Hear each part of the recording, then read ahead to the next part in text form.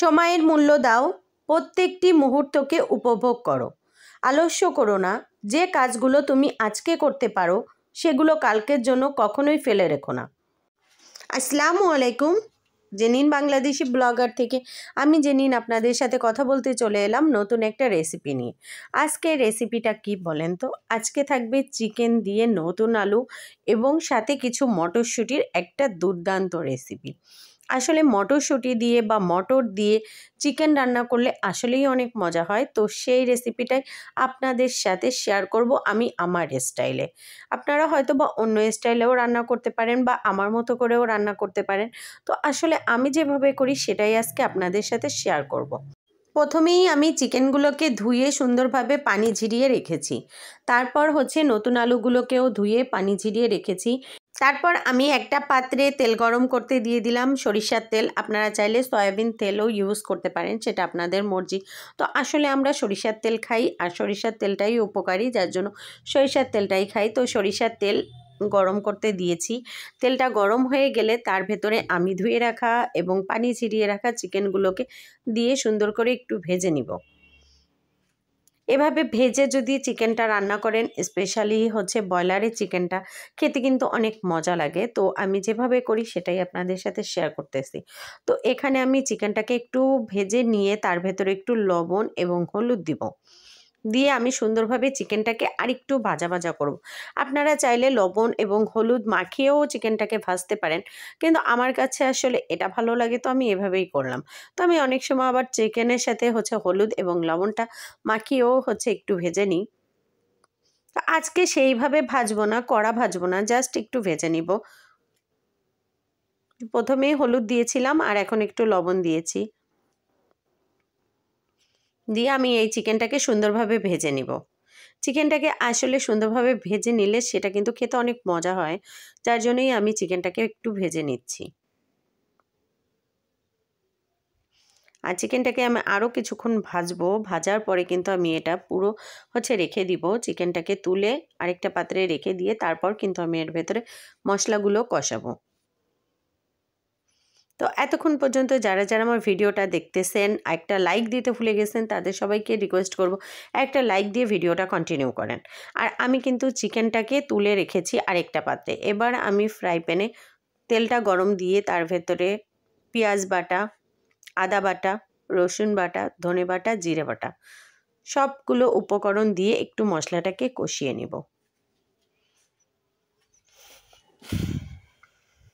দেখুন, আমি পর্যাপ্ত পরিমাণে মশলা যতটুকু লাগবে ততটুকুই দিয়েছি। পেঁয়াজের পরিমাণটা দ্বিগুণ এবং তাছাড়া সবগুলোই কিন্তু এক এক চামচ করে। এবার আমি এই মশলাটাকে একটু ভেজে নিয়ে তারপরে আমি এর ভেতরে বাকি মশলাগুলো দিয়ে দিব। মানে হলুদের গুঁড়া, ঝালের গুঁড়া এবং লবণ। তো লবণটা আসলে বুঝে দিবেন, যেহেতু চিকেন ভাজার ভেতরে লবণটা দেয়া হয়েছে অলরেডি, সেহেতু একটু বুঝে তারপরে লবণটা দিতে হবে। আর এখন এই যে আমি এখানে কিন্তু গুঁড়া ঝাল দিয়ে দিচ্ছি। তো আমরা একটু ঝাল বেশি খাই, স্পাইসি পছন্দ করি, যার জন্য আমরা একটু ঝাল বেশি দিলাম। তো আপনারা আপনাদের প্রয়োজন অনুযায়ী দিতে পারেন। আর হলুদটাও একটু বিবেচনা করে দিবেন, যেহেতু ভাজার সময় কিন্তু কিছুটা হলুদ গিয়েছে চিকেনের ভেতরে, তো একটু কম দিবেন। আর অল্প পরিমাণে লবণ দিয়ে দিলাম। দিয়ে আমি এই মশলাটাকে সুন্দরভাবে কষিয়ে নেব। তো এই মশলাটায় কিন্তু আমি একটু তেল কম দিয়েছি, যেহেতু আমি চিকেনটা ভেজেছি এবং চিকেন ভাজা তেলটা আমি এর ভেতরে দিয়ে দিব। এই যে দেখুন, চিকেন ভাজা যে তেলটা আছে সেটা কিন্তু আমি এর ভেতরে দিয়ে মশলাটাকে সুন্দরভাবে কষিয়ে নেব। বেশি তেল দিলে আবার বেশি তেল তেল হয়ে গেলে আসলে খেতে ভালো লাগে না। আর এই যে দেখুন, আমি এই তেলটা দিয়ে, চিকেন ভাজা তেলটা দিয়ে এই মশলাটাকে সুন্দরভাবে কষিয়ে নিয়েছি। তারপর 3টা এখানে আমি তেজপাতা দিয়ে দিয়েছি। তারপরে ভেজে রাখা চিকেনগুলো এর ভেতরে দিয়ে দিলাম। মশলাটাকে সুন্দরভাবে কষিয়ে তারপরে এখন এই মশলার সাথে চিকেনটাকে সুন্দরভাবে কষিয়ে নেব। চিকেনটা যত সুন্দরভাবে কষানো হবে ততই কিন্তু এর ভেতরে স্বাদটা বাড়বে। এই জন্য এই চিকেনটা সুন্দরভাবে মশলায় সুন্দর করে কষিয়ে নিতে হবে, একদম তেল ওঠা পর্যন্ত। যেহেতু চিকেনটা ভাজা সেহেতু আমি আরেকটু কষিয়ে কিন্তু এর ভেতরে আলুগুলো দিয়ে দিব। তো দেখুন আমি চিকেনটাকে কিন্তু মশলার সাথে অনেকক্ষণ ধরেই কষিয়ে নিচ্ছি।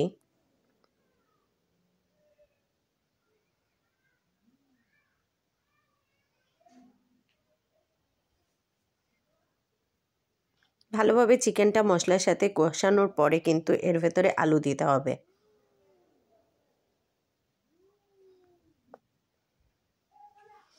এই যে দেখুন একটা তেল ছাড়া পর্যায়ে যখন চলে আসবে তখন চিকেন কষানোটা কিন্তু কমপ্লিট হয়ে যাবে, তখনই এর ভেতরে আলু দিয়ে দিব।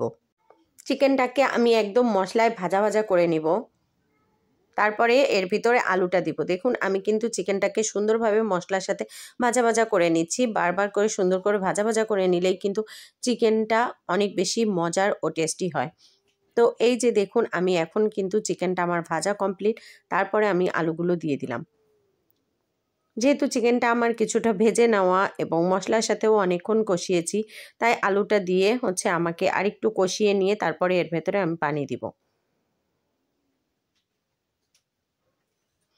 আলু, চিকেন এবং মশলা সুন্দরভাবে কষালেই কিন্তু খাবারের টেস্টটা কিন্তু দ্বিগুণ হারে বেড়ে যায়। আর এই যে দেখুন আমি আলু দেওয়ার পরে একটু পানি দিয়েছি অল্প পরিমাণে, দিয়ে সুন্দরভাবে আলুটাকেও কিন্তু কষিয়ে নিয়েছি। চিকেন, আলু এবং মশলা সব কিছু একসাথে সুন্দর করে কষিয়ে নিয়েছি। একটু পানি দিয়ে কষানোর একটাই রিজন, যাতে সুন্দরভাবে কষানো হয় এবং আলুগুলো সফট হয়।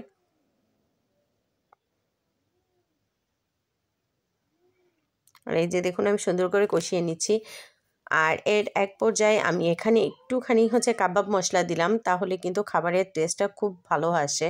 যার জন্য আমি এখানে একটু কাবাব মশলা দিয়ে দিলাম। আপনারা চাইলে স্কিপ করতে পারেন, কিন্তু আমার কাছে ভালো লাগে এবং আমার বাচ্চারাও পছন্দ করে, এজন্য দিলাম। আর এইবার আমি কিন্তু এখানে মটরশুঁটি দিয়ে দিব।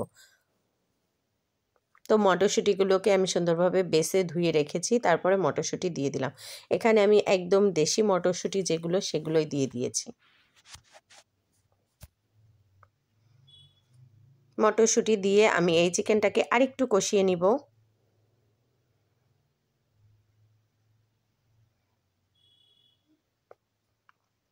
আর এই যে দেখুন তেল ছাড়া পর্যায়ে একদম দেখেন চিকেনটা কত সুন্দরভাবে আমি কষিয়ে নিয়েছি, যে তেলটা একদম ইসের থেকে চিকেন থেকে আলাদা হয়ে গেছে, মশলা থেকে আলাদা হয়ে গেছে। এই পর্যায়ে আমি পানি দিয়ে দিলাম, ঝোলের পানি যেটা।